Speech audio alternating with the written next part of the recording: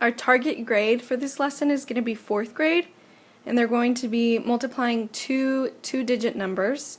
So I have cards here that are already pre-labeled.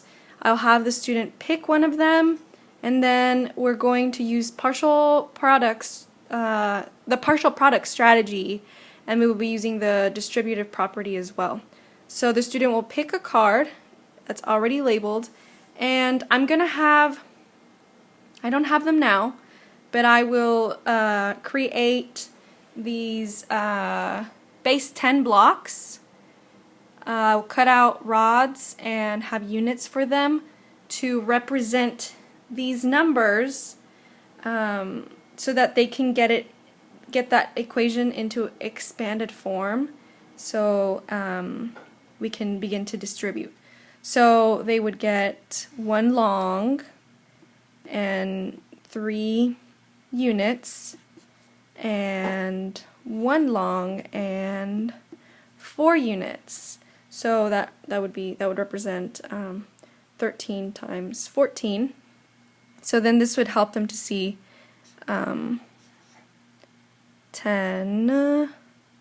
plus 3 times 10, because we know that a long is 10, and 4.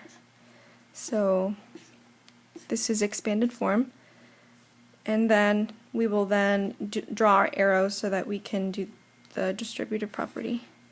10 times 10, 10 times 4, 3 times 10, and 3 times 4. And of course we're going to write that out.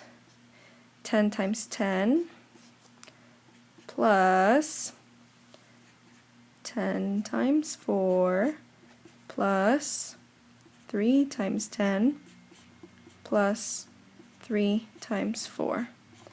And the student will see this out. We're going to do an example together. I don't know if the student is familiar with this strategy or not, but I'm going to pretend they don't know, and just teach it to them. And we will work an example. Then I'll know that the student has understood the concept when they're able to do it on their own. So after this, I'm going to also, from these grids, I'm going to print out, and the reason why I had already pre-made cards is because I need to have had pre-made grids as well, so that the students, for example, 13 times 14, and I have a card for that.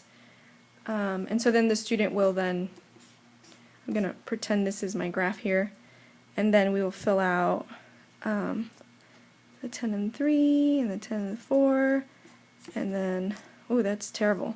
But then they will find the products, and then finally they will add the products in the box, and then get their one-handed final product, which is, our answer. And again, we will work an example like this. Obviously I'll have my manipulatives, and I will have the base 10 blocks, and I'll have the grid ready to go, and then we'll work an example, and then I will know that they have understood when they're able to do a problem on their own. And it can be any one of these in our index cards here.